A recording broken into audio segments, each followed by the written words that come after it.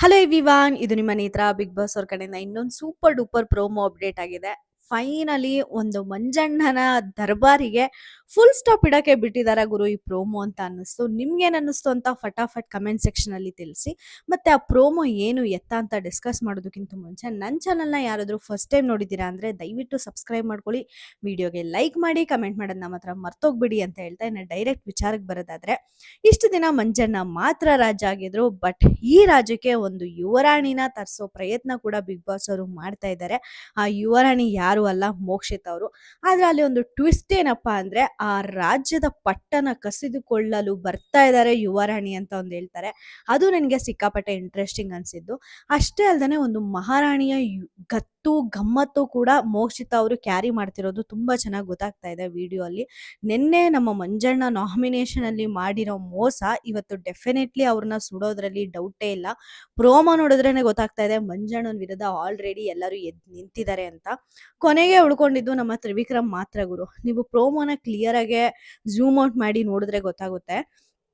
ನಮ್ಮ ರಜತ್ ಅವರು ಮೋಕ್ಷಿತಾನ ಪ್ರೊಟೆಕ್ಟ್ ಮಾಡ್ಕೊಳ್ಳೋಕೆ ಪ್ರಯತ್ನ ಪಡ್ತಿರ್ಬೇಕಾದ್ರೆ ನಮ್ಮ ತ್ರಿವಿಕ್ರಮ್ ಅವರು ಗಟ್ಟಿಯಾಗಿ ರಜತ್ ಅವ್ರನ್ನ ಹಿಂದೆ ಎಳೆಯಕ್ಕೆ ಪ್ರಯತ್ನ ಪಡ್ತಾ ಇದ್ದಾರೆ. ಸೊ ಇದು ಒಂದು ಕ್ಲಾರಿಟಿ ಸಿಗುತ್ತೆ ನಮಗೆ ಅಲ್ಲಿ. ನಮ್ಮ ಯಾರು ಇರ್ತಾರೆ ತ್ರಿವಿಕ್ರಮ್ ಅವರು ಮೋಕ್ಷಿತ್ ಅವರಿಗೆ ಸಪೋರ್ಟ್ ಮಾಡ್ತಾ ಇಲ್ಲ, ಮಂಜಣ್ಣನ ಪರಾನೇ ಆಡ್ತಿದ್ದಾರೆ ಅಂತ.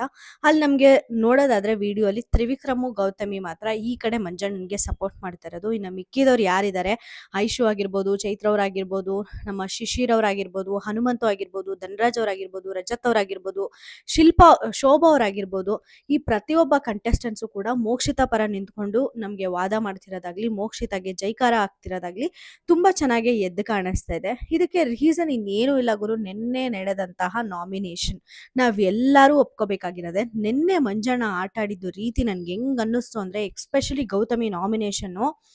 ಗೌತಮಿ ಆ ಒಂದು ಎಕ್ಸಿಟ್ ಆಗಕ್ಕೆ ಹೋದ್ರು, ಸುರೇಶ್ ಅಣ್ಣ ಒಂದೇ ಒಂದು ರೀಸನ್ ಇಟ್ಕೊಂಡು ಅಂತ ನಾಮಿನೇಷನ್ ಮಾಡಿದ್ರೆ ರೈಟು ಅಂತಾರೆ.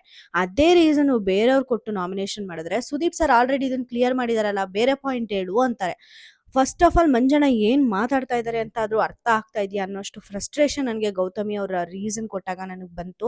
ಅದನ್ನ ಮಂಜಣ್ಣ ಅವರು ಅಕ್ಸೆಪ್ಟ್ ಮಾಡ್ಕೊಂಡು ಯಾರನ್ನ ನಾಮಿನೇಟ್ ಮಾಡಿದ್ರು ಅವ್ರನ್ನೇ ತಿರುಗಿ ಸುರೇಶ್ ಅವ್ರನ್ನ ನಾಮಿನೇಟ್ ಮಾಡಿದ್ರಲ್ಲ, ಕ್ರೇಜಿ ಗುರು ಅಂತ ಅನ್ನಿಸ್ತು. ಇದು ಎಲ್ಲಾನು ಡೆಫಿನೆಟ್ಲಿ ಮಂಜಣ್ಣನ್ಗೆ ಇವತ್ತು ರಿವರ್ಸ್ ಆದೇ ಆಗುತ್ತೆ. ಆಲ್ರೆಡಿ ಸ್ಟಾರ್ಟ್ ಆಗಿದೆ ಅವ ಅಂತಾನೆ ಹೇಳ್ಬೋದು. ಯುವರಾಣಿ ಮೋಕ್ಷಿತ ಆಗೋದ್ರಲ್ಲಿ ಡೌಟೇ ಇಲ್ಲ ಗುರು. ಯಾಕಂದ್ರೆ ತ್ರಿವಿಕ್ರಮ್ ಅವ್ರ ಪರ ನಿಂತಿರ್ಬೋದು, ಅವ್ರು 100% ಕೊಡ್ತಾರೆ, ಅದರಲ್ಲಿ ಎರಡನೇ ಮಾತೇ ಇಲ್ಲ. ಮತ್ತೆ ತ್ರಿವಿಕ್ರಮು ಮಂಜಣ್ಣ ಅವರು ಪರ ಇರೋದಕ್ಕೂ ಕೂಡ ಒಂದು ಮೇಜರ್ ರೀಸನ್ ಇದೆ. ಅದೇ ನಿನ್ನೆ ನಡೆದಂತಹ ನಾಮಿನೇಷನ್ ಎಷ್ಟು ಜಿದ್ದಿ ಆಯ್ತು ಅಂದ್ರೆ, ಮೋಕ್ಷಿತಾ ಮತ್ತೆ ತ್ರಿವಿಕ್ರಮ್ ಅವರ ಜಗಳ ಸೀರಿಯಸ್ಲಿ ಕ್ರೇಜಿ ಅಂತ ಅನ್ನಿಸ್ತು. ಒಂದು ಹುಡುಗನಿಗೆ ಒಂದು ಪ್ಲಾಟ್ಫಾರ್ಮ್ ಅಲ್ಲಿ ನಾನೇನ್ ನಿನ್ ಹಿಂದೆ ಬಂದಿಲ್ಲ, ನೀನ್ ನನ್ನ ಹಿಂದೆ ಬಂದಿರೋದು ಅಂತ ಅಂದ್ರೆ ಎಷ್ಟು ಅವಮಾನ ಆಗುತ್ತೆ ಅಂತ ನೀವೇ ತಿಳ್ಕೊಳ್ಳಿ. ಫಸ್ಟ್ ಆಫ್ ಆಲ್ ತ್ರಿವಿಕ್ರಮ್ ಏನ್ ವೇಸ್ಟ್ ಬಾಡಿ ಅಲ್ಲ, ಆಕ್ಚುಲಿ ಆಚೆ ಅವರಿಗೆ ಕ್ಯೂ ನಿಂತಿದ್ದಾರೆ ಹುಡುಗಿರು. ಹಂಗಿರ್ಬೇಕಾದ್ರೆ ಅಂತ ಒಂದು ವ್ಯಕ್ತಿ ಹೋಗ್ಬಿಟ್ಟು ಇಬ್ರು ಫ್ರೆಂಡ್ಸ್ ಆಗಿರೋಣ, ಕ್ರಶ್ ಇರ್ಬೋದು ಮೋಕ್ಷಿತಾ ಮೇಲೆ, ಅದ್ ನಮ್ಗೆ ಗೊತ್ತಿಲ್ಲ, ಅವರು ಓಪನ್ ಆಗಿ ಹೇಳಿಲ್ಲ.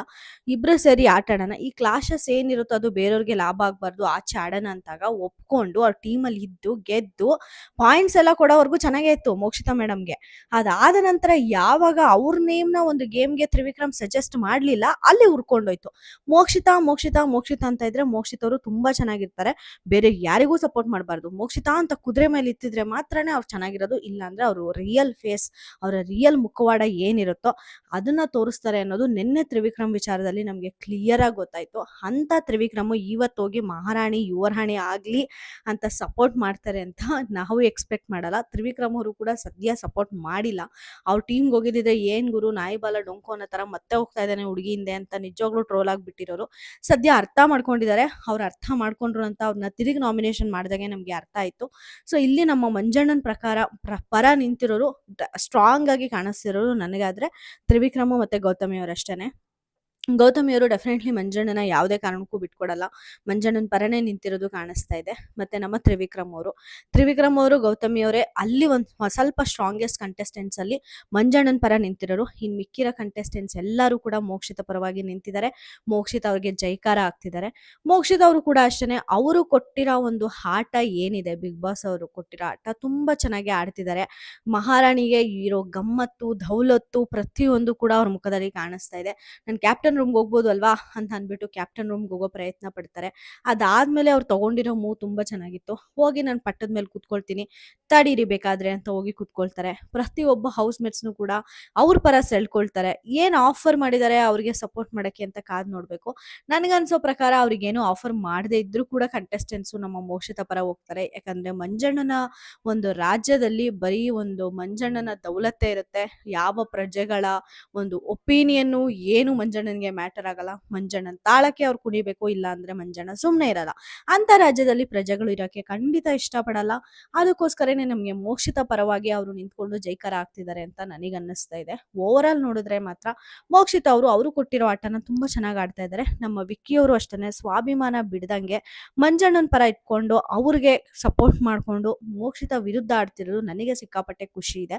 ಅವ್ರ ಫ್ಯಾನ್ ಫಾಲೋಯಿಂಗ್ಸ್ ಸಿಕ್ಕಾಪಟ್ಟೆ ಹರ್ಟ್ ಆಗ್ಬೋದೇನೋ ಇದನ್ನ ಕೇಳಿ. ಬಟ್ ನನಗೆ ತ್ರಿವಿಕ್ರಮ್ ಅವರು ಆ ತರ ಆಡಿದ್ರೇನೆ ಚೆನ್ನಾಗಿರುತ್ತೆ. ಯಾಕಂದ್ರೆ ಒಂದು ಸ್ಟೇಜ್ ಮೇಲೆ ನಾನ್ ನಿನ್ ಹಿಂದೆ ಬಂದಿಲ್ಲ, ನೀನ್ ನನ್ನ ಹಿಂದೆ ಬಂದಿದ್ದು, ನಾನು ಯಾವತ್ತೂ ನೀನ್ ಬೇಡ ಅಂತ ಇದ್ದೆ, ಇವತ್ತು ನೀನ್ ಬೇಡ ಅಂತಾನೆ ಇದೀನಿ ಅಂತ ಅಂದಾಗ ಗುರು ಅದನ್ನ ಯಾರಿಗೂ ಸಹಿಸ್ಕೊಳಕ್ ಆಗಲ್ಲ.